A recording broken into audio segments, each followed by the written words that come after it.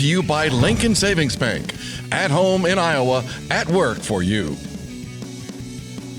Welcome to Panther Sports Talk inside the McLeod Center with head coach Doug Schwab. And coach, it's been an interesting wrestling season to say the least. You got some guys in and out of the lineup, and you got some duels happening and some duels that are getting postponed and forced to deal with some different types of adversity here. Yeah, I think the last couple of years have taught us you just can't take anything for granted, right? You just got to be prepared and ready. And whatever happens, we talk about controlling what we can control and do that as well as you can. Heck, this last weekend we're flying out to Denver to duel, and you get a call as soon as we landed that we're not going to have a duel, and then you figure something out. I think the great thing about the wrestling community is guys want to wrestle, they want to compete. We know what it felt like to have it taken away from us. So every opportunity we get, we're going to get it. And like I told our team, we're going to put whoever can wrestle, we're going to put them out there. We're not going to not have duels and do those things because, I don't know, I just want to give our guys a chance to compete.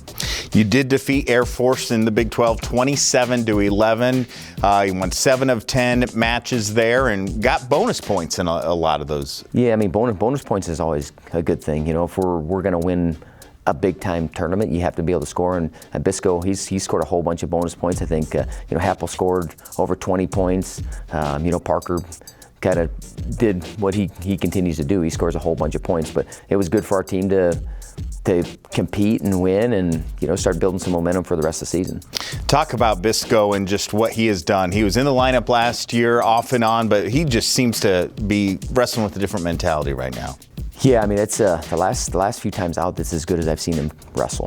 There's some things that he's been working on, being able to get to both sides of the body, get his kind of feet together, to be able to set his attacks up a little bit more, because he's always been a hammer on top. But I think you just see his confidence growing. And I don't know, when you see that out of your athletes, you get excited because you can tell that they're feeling it. And he's putting a string together, and that's really what we're trying to work to do as a team. Put a spring of victories together, and then you roll into the postseason. And I can beat everybody and anybody. How about Parker? We see what he did last year. We see what he is doing on the map. What do we not know about him and maybe the type of guy he is? I think just the amount of time that he puts in, it's incredible. It's his, I've been around some high-level guys that have won everything, and he, as far as time and effort that he puts in, he puts as much as anybody I've been around. And, he cares about his team. And, you can say that, guys like, oh, everyone cares about it. But, he really cares about his team. I'll tell you in that, the South Dakota meet, we wanted mathematically, we didn't want to be eliminated from the meet. And he's like, just whatever, I'll wrestle wherever. Doesn't matter. Put me up. And then he ends up pinning the guy up a weight class. But I think just, his willingness to, do anything and everything we ask and how much he believes in the program and the guys, it's incredible, man. He's a great leader for us. Seeing what he accomplished last year, how is he using that? Because he's still an underclassman. He's still technically a freshman with his work ethic and how he prepares this year.